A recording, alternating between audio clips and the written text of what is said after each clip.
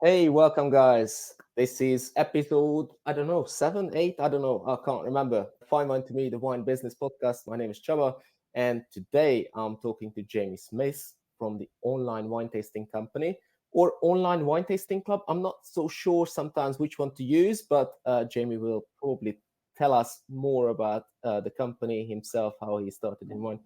Before he does that, let's run my epic intro. So, welcome, Jamie. Thanks for joining me today. And let's taste some wine. Let's talk about you, how you get into wine and the wine tasting club as well. Yeah, fantastic. Thank you very much for having me. Really excited. I've seen all the other legends of the industry you've had on so far, so I feel like I'm up with some high class people. So hopefully I don't bring the podcast down too far. Well, hopefully, you're not talking about 𝐲𝐻𝐳𝐷 here because then he's not very high We on don't this. we don't talk about him or his Yeah. shirts, but that's okay. No, thank you for having me. So we've got the online tasting company, which is the company as such. Myself and Alex, we decided 4 years ago today, in fact, it would be our anniversary to open a little winery, wine tasting shop kind of thing in Tring. And the idea was people would come down, they'd have a glass of wine. Alex would pop in every September, find some grapes from somewhere, whether it's the UK or Europe, wherever, make a couple of barrels of wine and have this fun little experiential wine tasting shop. As everyone knows, in 2020, we got a massive 36 days from opening to when we went into lockdown. Yeah. Classic And story. Yeah. exactly, great time to open a front-facing hospitality business. But we had all these events lined up for people to come and do tastings with us and that kind of stuff. And as a new business, we'd put every penny we had into floors and bars and stocks and light fittings. And there was this kind of scary moment. It's like, how do we not have to give people their money back? And that was really the reason that this all came about. Alex has a background in engineering, and he knew about Zoom before Zoom was a thing almost, you know. So we're like, well, what if we took the wine to the people? Yeah. So we thought, let's see if we can do that. And yeah, whatever, you know. Boris had said we were going to have a 2 week circuit breaker, if I remember that. So I ended up, I think, like a lot of other people did in the industry during the lockdown, I took big bottles of wine, poured it into little bottles of wine, bit of gas, bit of a crown cap, and then I was putting them in these little brown paper bags, driving them around Tring, popping them on people's doorsteps, doing a Zoom call to kind of talk through the wines, and Yeah. then at the end of the Zoom call going, can you please, please, please, please, please put the bottles back in the bag and put them on your doorstep so I can drive back round and collect them to reuse them, recycle them. Because outside of the wine, the glass was the most expensive part of the tasting, you know, Yeah. really expensive glass bottles. So we were doing that and it became popular. You know, we did a Wines of South Africa one, and this was just in Tring, you know, 12,000 people. We had 140 people sign up to do this online tasting. So we had to do it in Yeah. 2 nights because I couldn't physically bottle any more wine by hand. I'm like repetitive strain injury, you know, in my wrists. So we did these 2 nights, you know, back to back, and we started getting people loved it. You know, people were a captive audience. They wanted something to do, and the big part of us doing the tastings was to get people. You know, it was a night in with a bit of wine. It wasn't overly serious. It wasn't over. You know, it's entertainment. It's a reason to drink with your mates, and there was more chat in the background of Zoom of who just ordered pizza and who was hanging their laundry out behind them, and you know, whoever's dog was there and whoever had one glass of wine too many had fallen asleep in the middle of the Zoom call. It was really fun. Yeah. But people go, oh, my friend in London would like this. My friend in Manchester, my great granny in the Outer Hebrides wants to do this. So we started to ship these tastings. Yeah. And two things, it became really expensive to do because we weren't getting the bottles back. So we couldn't recycle the bottles. Yeah. And people don't put a lot of stock into postage and packing now. In an Amazon world, they expect free postage, free packing, free returns, all that kind of stuff. Yeah. The second thing we found is we all realized all the postal services were under massive pressure. Yeah. So we had a lot of damage, a lot of breakage. You have no idea how many people's lockdowns we ruined because one bottle of wine had got broken in its travels. Yeah. And then finally, we realized that these glass bottles with the crown caps or the screw caps on, they just didn't look after the wine.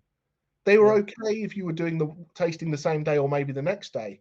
But after that, the wine starts to deteriorate very, very quickly. Mm. You know, people weren't tasting the wine as the winemaker would expect. And, you know, as my sommelier background, it's like that's not right. That's not how it needs to be. And it wasn't the wine had gone bad after 3 days.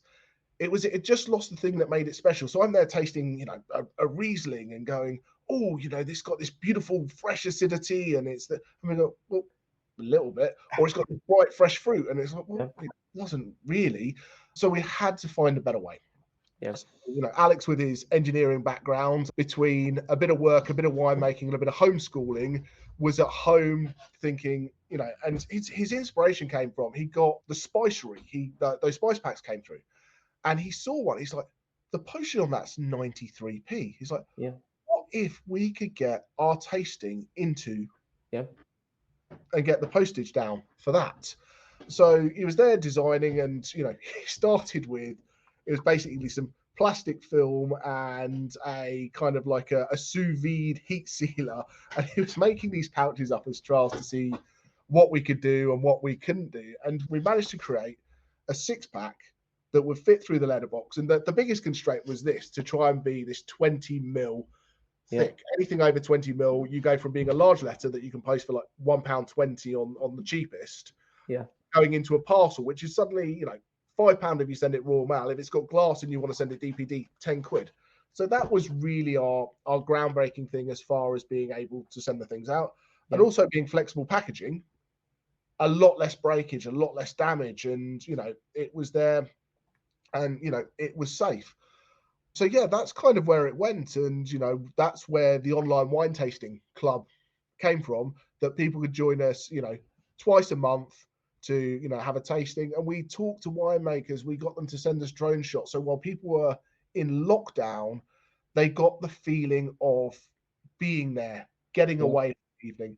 There were a lot of people out there doing absolutely fantastic tastings, but a lot of them were very, I don't know, trade-based, if that makes sense. People would sit there and talk about the soil type and the root stock, and you get 45 minutes in before they said, let's taste any wine. We're like, get wine number one in the glass, let's have some fun. We did silly cold intros, we did stupid songs. You know, Alex rewrote Sweet Dreams Are Made of This by the Eurythmics, and that's got like 50,000 views on YouTube now for him doing it.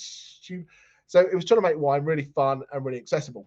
That was really where it came from. And we started getting other companies come to us they saw the packaging solution and go, this is fantastic. You know, we sent something over to Jancis Robinson, and she wrote about it saying it was very interesting. The next day we had someone from Naked Wine giving us a call going, I've got to come and see what you do. So it's been a really exciting kind of, you know, way through. And we work with some of, you know, the biggest, most respected, you know, people in the industry. We work with Laithwaites now, we work with the Wine Society, we work with Naked Wines, we work, you know, Perfect Cellar to be able I was going to say that this is how we got introduced as well, because sort of through Lee Isaacs it was, and he said like, okay, you have to try this. And then I saw this and I said like, okay, I have a client, Perfect Cellar, they really want, they would be really up for something like this. And then here it is, the box is ready, and we're doing it already. So yeah. Exactly. Everybody needs a Perfect Cellar box. Oh, there we go. You have one as well. Of course I do. Of course I do. You have everything. I have your box as well out first. Oh, there we are. And it's just shocking that you put Alex on the front page instead of yourself. To be fair, if you look very closely at Alex's shirt, I know that it's a bit of secondary there.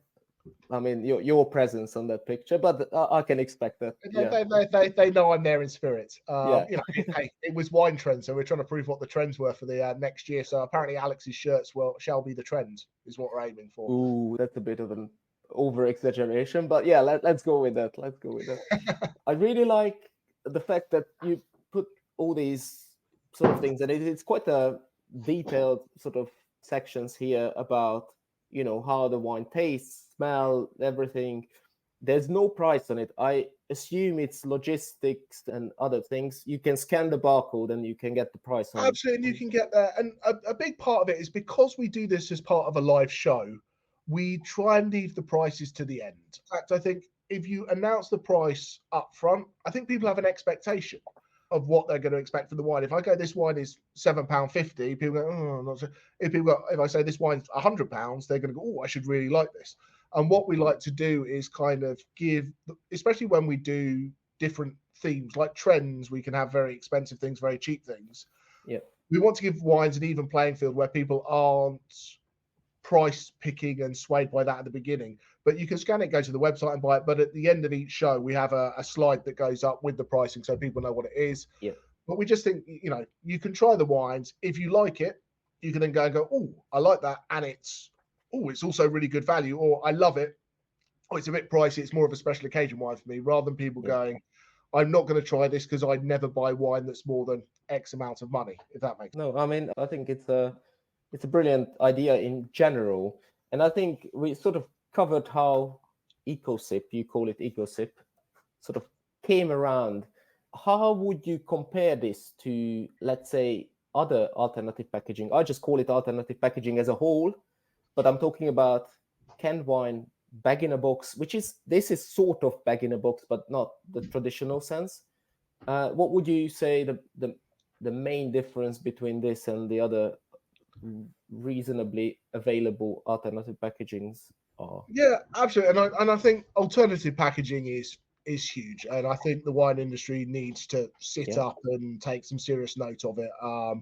Just because it's a bag in a box does not mean it's a cheap, poor quality wine. Just because it's in a can does not mean it's not, doesn't deserve the same thing. There is this massive stigma that wine should be in a bottle with a cork to be classic. And there's certain wines that A, there's rules and regulations, they have to be in bottles, or B, I'm not going to buy a set of cans and lay them down for 10 years to see how they age. So I think, the alternative format is across the board is much more for everyday drinking. Drink it now, enjoy it. That's what we want. And a lot of it is, and I don't want to bore anyone to death with it, but what we've got is about the oxygen transfer rate within these different things. So if you take a can has a perfect seal, so there's no oxygen getting in, which if you're trying to create a nice, bright, fresh wine that's going to get drunk in the next year, lovely. Good, yeah. But some wines need a little bit of oxygen. So if that can sits for 2, 3, 4 years, you're going to start getting reductive qualities, and it's not great for everyone. You've got to be quite careful which wines you pick that are going to go into a can. On the other hand, bag in box, you've got the plastic layer, and that's got a relatively high oxygen transfer rate in comparison. So, it's there to do, but, your 3 months, if you're, depending on the plant, and not all bag in boxes are the same, but you've got about 3 months before you start to really see some deterioration in the bag in box. Yeah. But they're designed to be fast moving goods. You get it on your side, you drink it, and, so 6 weeks isn't because, the wine's going bad coming out of the tap. It's because there is that oxygen transfer rate. What we've got is the best of both worlds, is what we think. So this is our material, and in comparison to make a 100 ml sample, 2.3 grams of material. A can's about 60 grams, a glass bottle's about 110-ish grams. So a lot lighter, but this has got an aluminium core, and then it's got a little bit of plastic because that obviously you need to melt to seal the pouch. But this has been designed to age at the same rate as a glass bottle with a 𝐷𝐴M origin corking. So if you put a glass of Pinot Grigio in there, it's going to last for a year. The same way it would in a glass bottle, because you drink a bottle of cheap Italian Pinot Grigio 2 years after it's been bottled, it's no good. It's lost everything. It's not designed. But you can also put a Barolo in there, or a big Cab, or a Bordeaux in there, and so it's not packed as a snapshot. It's packed the same way that you would pack a wine for there. So if you go, this wine's going to be better in 6 months, in the pouch, it's going to be better in 6 months. So that's what's really exciting. It's not an instant preservation snapshot of where we are, if that makes sense. Yes. So I think, cans are great for everyday drinking, and, that single serve, I think, is great. Bag in box is fantastic for, less packaging, less weight, less cost, all that kind of stuff. Yeah. But also if you buy a 2.5 litre bag in box, you're drinking one wine for the next sizable comparison. Yeah. Exactly. With this, it's 100 ml. If you love it, great, buy loads of it. If it's not for you, it's half a glass that you weren't a fan of. Yeah. But what we've found away from the tastings, and my wife is prime example, because we do a lot of trials and a lot of tests, so we have a lot of pouches hanging around at the warehouse that I'll take them home to trial. My wife on a Tuesday night doesn't want to open put the kids to bed. It's 8:30, 9 o'clock. She doesn't want to open a bottle of wine. Don't want a whole bottle of wine. So she'll grab a pouch, cut it open, and it's a by the glass. And she's like, tonight I fancy Sancerre. Tomorrow I fancy Pinot Noir. If I get home, she's not opened a bottle of Sauvignon Blanc and I really wanted a Pinot Noir, so I've got to open that. So the next thing that we're really going to try and push, that we're trying to launch this new, I say, sub-brand. There's always something new coming out of mine and Alex's mind, called Trevino. And the idea of that is, the box came today, so this is a trial. So you're the first person outside the company to see it. That's really exciting. Yeah. But it's a multi-pack. You remember Kellogg's multi-packs as a kid, where you got your Cocoa Pops? And this is going to be 12 different wine. Well, not 12 different wines, but 12 wines that you can have, sets of 3, sets of 2, sets of 4, and that just sits on your side or sits in your fridge. And when you get home, you just go, I'm just going to grab one of them. Your friends come round, everyone wants something different, and it just gives A, the glass of wine, B, you don't open something on a Tuesday night and go, oh, what am I going to do with the rest of the bottle? I'm not going to drink it till Saturday. It ends up going down the drain. So, and people are drinking generally less, but better. So we really think this goes after the flexible, mindful drinking crowd. And we think this could be a lot of fun going forward. Okay. That's very interesting. I want to come back to that at some point, a little bit later. Let me try one of your wines here. I tasted some of your wines already, obviously. And with Perfect Cellar again, I tasted some of those wines which you were just talking about, a little bit more higher end, top quality, very expensive Bordeaux and Burgundies and stuff like that. So I vouch for the quality, obviously. So, for example, from this pack which you just sent me, the Bulgarian wine, Domaine Bassa Valley Anira.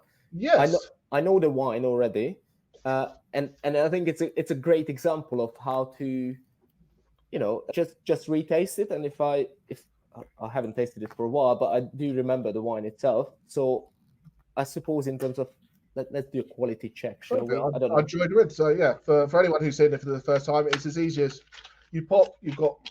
I'll take the pouch out. You got the little pouch inside, and then snip it off. Yeah, snip the corner. That the only thing with that is you have to be very careful in front of your laptops. That's what I found. Yeah, you got to. So we've put on there, as you see closely, we've put a little cutting line on there now, because people used to done. So we tried to make it as easy as possible. We're working on next generation. We want to get a little tear notch in there so you can just tear it open. So I was going to say yes. I was going to say, because when you're going to the park, for example, you probably don't want to carry a scissors with you or knife or something. So I suppose it makes sense if you can do the tearing option. But I think before we dive in and taste it, I think this is the epitome of what ecoSIP is all about, because there's not going to be too many people outside of the wine industry that are going to wander down the supermarket shelf or the independent wine merchant and go, I really fancy a Bulgarian Bordeaux style blend with a bit of Syrah blended into it. It's not the first thing on the shopping list as you go into your wine shop generally, but this gives the opportunity to open it up, try it, see what it's all about, and go, yeah, I love that. I want loads of it. Or I've tried it now. It's not my thing, and that's fine as well. Not everyone's going to love every wine, and the joy of being able to try more wines opens, broadens your horizons, broadens your palate, and you can get excited about new things without a massive risk of buying a 15, 20, 30 pound bottle.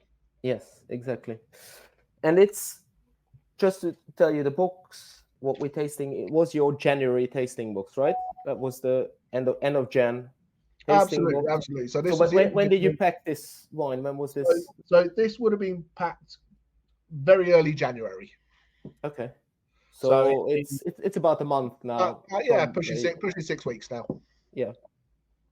So, I mean, it's still, for me, I always find it quite funny, because every time I pour it into a glass, I always expect something different from what I would do from a bottle, but it actually delivers exactly the same thing. And I think that's the brilliance of the technology, what you use, guys, because I think it's always gets the same sort of nose, the same tones on the palate as well. And, sometimes the wine is a little bit closed, sometimes a little bit more open, but it doesn't differ from what you get in a bottle. It's actually, and I tasted comparisons with the bottle itself and the pouch, and it tastes very much the same thing.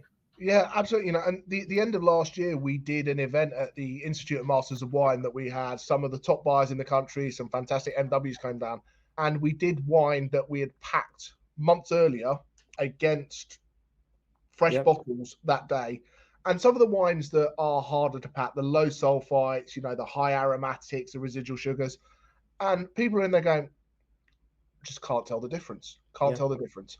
And that's what it has to be. If you're going to offer a sampling or tasting solution, what's the point in giving someone something that tastes different? That you go, okay, I really like that, so I'm going to buy a case of it from the winemaker, and then you get it and go, well, this is different. That defeats the object of it. And I think during lockdown, it was okay. It was okay because people just wanted to drink, and it didn't matter. It didn't matter, and it was a bit of fun, and it was online. It is what it is. But I think can be a very, very serious solution for wineries, winemakers, wine clubs to put their wine in front of more and more people for a lot less money. That sort of leads into my next question or next topic a little bit as well, because how does this technology can change the wine industry? Because obviously, from a sampling point of view, it is something quite unique, but there are other sampling options, as you mentioned, the small bottles. You can use Coravin, you can do a lot of things, but in a broader picture, more from a bird's eye view, what I'm expecting from you is to tell me how this can change. And that sort of, you just gave me an idea with that, Kellogg's, I don't want to use the phrase, but Kellogg's multi-packs sort of box. Are you actually aiming to get them into supermarkets as well, or what's the point with that? Absolutely. So what we do with the online wine tasting club, a lot of it is R&D. So we did our advent calendars through the club first. We do all our things through the club first. So we then have some real data that we can go to bigger players in the industry and say, hey, this is what we've done, this is what we've tried. Okay. But if we start with being able to get more wine in front of people, our tasting kit, all in, with the wine in it, less than 750 grams for 600 ml. Yeah. A competitor, I've got all the boxes here. So this is from 𝐉𝐚𝐻, who are no longer. I heard of them. They very pretty, very nice. They use a solution called tubes, but that is, with the packaging on it, is 2.2 kilos. It's 3 times the weight to send the same amount of wine. So you look at where your carbon footprint is, your cost of materials, your cost of goods. You're in the industry. As well as I do how much a mini glass bottle like this costs you £1.20 by the time you've got the closure on it. And we love them. We absolutely love them. Here we go. We're demoing again. We've just partnered up with Coravin, so we've got their solution that we do a Bordeaux tasting in at the moment. So for those who must have the glass bottles and the cork, and it's done. It's a really, really nice, premium, pretty looking solution. Yeah, it's beautiful. But the cost of glass, the wastage, and I think, we can talk about recycling till the cows come home, and it depends which stat you want to use. People go, glass is infinitely recyclable, but it's not. It's, I think people put their wine bottle or their jam jar in their recycling bin and think it's coming back as another jam jar or wine bottle. That's really not it. It turns into sandblasting. It turns into aggregate for roads. And you're trying to ship, 110 grams of thing. Sorry, can you just chuck me the reel? Yeah. So, there you go. I've got Alex doing a demo for me again here. Sorry. Reel. So our film comes in on reels like this. Yeah. This does about 3,000 pouches. Okay. So that's 3,000 glasses of wine there. How many glass bottles would I have? I wouldn't be holding it in my hand. No, definitely. It's a good comparison. Yes, exactly. So, we did a stat, and Alex likes his spreadsheets and his numbers. If we bring a pallet of this in, if we wanted to bring the same amount of glass bottles in, it would take 63 pallets. So it's 63 times the volume, plus the weight differential, plus how many more lorries do you need to do it? So, what's important is the wine's got to be preserved. The wine's got to be preserved. And not all pouches are created equal. And I think this is where we've suffered a little bit. I was at the Wines of New Zealand tasting and talked to a couple of people like, oh, we did our wines in pouches during lockdown and it ruined the wines. Yeah. And I'm like, that's because you've got these silly little, a lot of people have done it in these silly little plastic pouches like this that don't get cleaned on the inside. They pour the wine into it through the air so it can pick up any bacteria or yeast in the air, put a bit of argon on it, thinking that argon is the magical penicillin that saves the day for wine, and then chuck it in the post. That doesn't look after your wine. And I think that's the thing, is we need to talk to more people about our materials and our technology and our processing. You know, all our stuff is done in a clean room. We've built a clean room here. We've had a machine custom designed to do what we do. We're not sat in our bedrooms pouring wine into pouches like a lot of people did during lockdown. And it's great to talk to people like you to be able to get this story across. So I think, if people are going to drink less, more mindful, more this, and don't want a whole bottle, I think this, that you can pick up a pack of wines from your grocery store, from your independent wine merchant, to have that flexibility is great for the consumer. B, it's fantastic for wineries. If you take one of the winery bodies, if they want to get, whether it's wines of Western Australia or wines of the Rhone Valley or wines of Alsace, if they want to get behind something like that and create a multi-pack, so let's have a tasting of Alsace, let's have a tasting of Southern France, wherever that is, they can build that. How many people that they've had one wine from one region go, oh, I don't like XYZ, because they've had one example of it. This allows people to showcase their wines. You might not want to open a 50 quid bottle of wine on a Thursday night, but I quite happily have a 15 quid glass because I've got that premium stuff there. So I think there's that for the consumer. I think for the winemaker, if we talk about true commodity wines, the ones that you buy, for 6-7 quid in the grocery store, there's a lot of them, and a lot of them are very, very similar. They're fine, they're drinkable, they're quaffable, they do the job that they're meant to do. Which one are you buying? You're either buying the one that's on sale or the one that you've tried. So what if one of these companies could create 100,000 samples to put, to do their tastings in supermarkets, to send out to their, their mailing list? Because this is light enough that, we've got these smaller ones. If they wanted to do a smaller 50ml sample like this, fits in an envelope, put a little tasting card in there, send it to anyone you want in the land, I think. And then there's, for wine distributors, wholesalers, rather than your wine reps. Going around and tasting very expensive. Here and here and here and here. And I worked on that side for a little while. And you get somewhere and someone's not there for the meeting, and you're like, well, I don't want to leave all the bottles behind. If you could just send them a tasting pack of samples and go, hey, can we jump online and taste them together? You can get your wines in there. And I think that would be great. I think it's absolutely fantastic. A way to taste more wine, get wine in front of people, and a better way to drink, that you're not leaving that half glass of wine in the bottle at the end of the evening when you're drinking, or you drink it and then you regret it the next day. Yes, exactly. And then I think you mentioned quite a few ways of how to utilize this thing. I think in terms of looking at from a commercial perspective, I think it obviously makes sense to try to get them into larger supermarkets, larger outlets where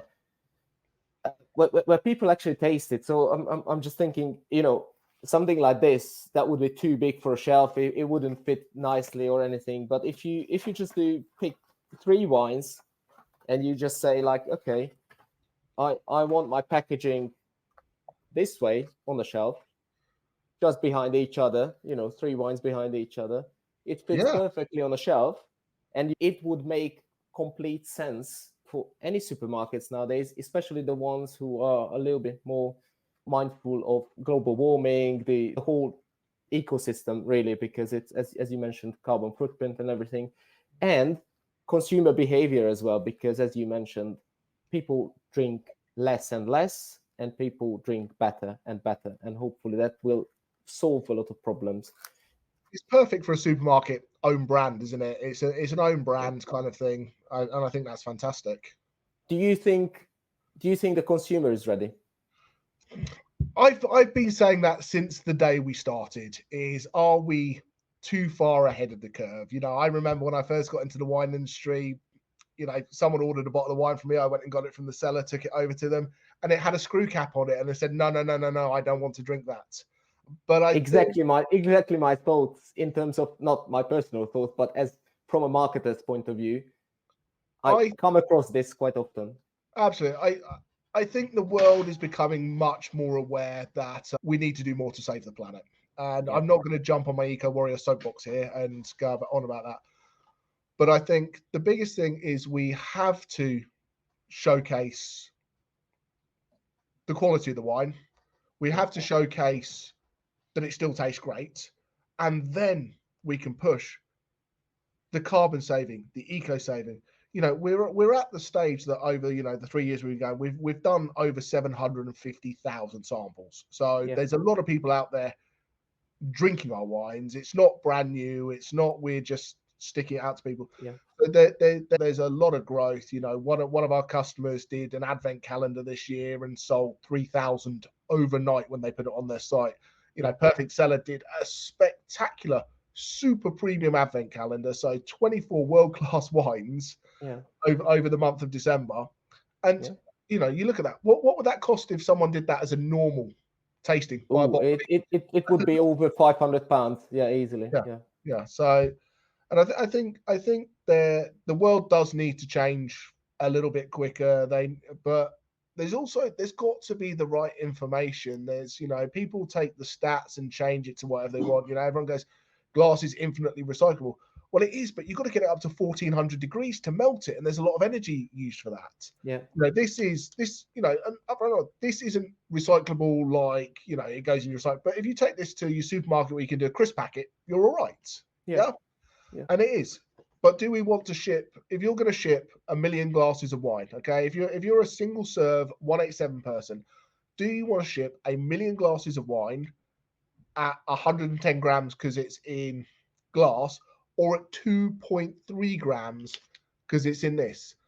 And there's no damage. It doesn't break. It's lightweight. It's compact. I just think it is a win-win situation. And my background is not packaging. My background is a sommelier. And if it wasn't good and the wine wasn't right, I would have given up on this. I would have seen my days out of lockdown, nicked a quick penny and run away from it. But I truly believe this could be absolutely game-changing, the way people try wine, sample wine, consume wine going forward. It's quite funny because you mentioned your background is not in packaging. My wife is a packaging engineer, but she doesn't work in the field. She works as an accountant. She has two qualifications. And then when she saw the packaging, she was like, wow, this is absolutely brilliant. It's groundbreaking in many ways, because nobody really did this. And I think it's not just that nobody did this, but nobody did this to this extent of collecting the data and developing further, because you could have just stopped once COVID was over and you just say like, okay, we're not doing this anymore. It was a good money-making exercise and a good promotional or PR exercise, but you actually went along and created even more. And I suppose it's sort of natural as well, because business came to you once they saw this packaging. And that sort of takes me to my last question, really. It is for the company's long-term vision. How do you see it? What's the aim with online wine tasting club, online wine tasting company? First of all, you have to tell me, because I'm crazy about these sort of things. As a digital marketer, I have to know which one it is. Is it online wine tasting club or online wine tasting company? So the online wine tasting club is the consumer-facing brand. So that is tasting packs, online store, all that kind of stuff. The online tasting company is the limited parent company. So if you come through, Perfect Cellar works with the online tasting company. Dave down the road buys the tasting pack from the online wine tasting club. So online tasting company is the company as such. So it's kind of like the online wine tasting club by the online tasting company. But lots of online and tasting and words that are very similar across two companies. Maybe we need a rebrand. I wasn't going to suggest it on live, but yes, you need something like this. But anyway. But so we're at the stage now that we've proven the tech. Our biggest move was we had to get ambient shelf life, which we now have. We used to be like you had to keep it in the fridge and it would last 2-3 months, depending on the wine. All wines are different. But we've now got a guaranteed 6-month shelf life for anything. And you talk to a lot of other packaging companies, they'll take your wine and go, oh, you can't do this because sulfites are too low, or sugar's too high, or that kind of stuff, or pH isn't right. We can guarantee, still, we're not quite as sparkling yet. When we get there, that's going to be a magical thing. But any still wine we can pack and give you a minimum of 6 months ambient shelf life. And that was our big win, because otherwise going to supermarkets, we'd have to be in the refrigerated section. We'd have to have massive turnover. We'd have to do lots of small runs. This allows us to grow. So we're in the process of trying to raise a little bit of money at the moment. So if you know anyone, give me a shout. A little online promotion there. But what we want to do is we really want to get solidified in the UK as the person to go for wine resampling, whether it's with the ecoSIP brand for bigger projects or for the 𝐸⁸ project, the 𝐸⁸ system for, smaller runs of things. So we can do anything now. We want to get that done, and fingers crossed we can expand internationally. I've got back. I was in the States for 10 years, and I've got a lot of friends over there, and there's nothing like that over there. So it still seems, for this level of technology, we are the only people in the world doing it, and that is hugely exciting. And I really, really think we're doing good things for the wine industry. We're doing good things for the environment. I'm really excited. So we want to do more. We want to do more tastings, but we want to help people get more great wine in front of more great people, make wine more accessible to people, so people can upgrade without fear. It's that line: if you drink Côte de Rhône all the time, but you fancy a Châteauneuf de Pape, guess what? You can have a little Châteauneuf de Pape and see what you think and go, is it worth 3 times the money? You can then make that decision and go, absolutely, it's not, or I need Châteauneuf de Pape in my life. And I think that's the joy of this. It makes trying new things so less risky, risk-free drinking, mindful drinking, flexible drinking, and with 1,000 times lower carbon footprint than doing it in glass. Yeah, I think you guys have a lot of scope generally for growth, because, and not just with this, but if you combine all the segments, what you can do, obviously once people tasted the wines, they can actually come and buy the full bottles from you. So there's plenty of scope to actually grow in many ways for you guys. But I assume the international expansion would be an exciting one. And you mentioned sparkling wine as well. Is there any chance that you can actually sort that, or that's a bit more difficult? So I've got Alex laughing in the background. I can hear him. Yes, yeah. He has a theory, but we've been we're still a small team. There's only 4 of us here, so we're still a small team, and we're all very hands-on. So if anyone got an advent calendar, it was packed by me and Alex and Vita. It's not we sit here and send it down to the warehouse. We're in there. So we're looking to expand, get some people in so we can do these more things. He has a theory, but I'm trying to keep him away from this theory for a minute while we focus on what we're doing on a day-to-day at the moment. But sparkling would be good. We could pack sparkling. That would be fine. Our issue is what happens when you cut that pouch open with the pressure. So exactly. We'll see. But I think he sounds determined from his laughter, but intuitive. Yes, it's not what you think. Alex is very exciting. Like, the thing is, I want to get good wine in front of good people. He wants to so he sees it from a different aspect from me. He goes, well, the problem is people don't want to do this. They don't want to drink a whole bottle of oil. They don't want to do. How do we fix that? That's what he's doing. He's fixing it. I'm just like, people want to drink more wine. How do we get them to drink more wine? So it's fantastic that the 2 of us have 2 very kind of come at it from 2 very different angles, but kind of have found this solution in the middle. He's engineering background and then did some training down at Plumpton in winemaking. I'm a sommelier, restaurant manager, background. So, it's a bit of best of both worlds. We're kind of, there's lots of great people in the packaging industry. There's lots of great people in the wine industry. Yeah. There's not many people that have the overlap that understand how both of them work. So maybe I should get my wife to work for you, because she has the packaging background, she has economics, and she has level 2 WSET. There we go. That's the win-win. I'm There only we are. kidding. Fantastic. And we could all buy a bunch of hoodies, matching hoodies. We'll be all good to go. Oh, that would be me. That would be me. That's Well, not I'll my send it wife. your way.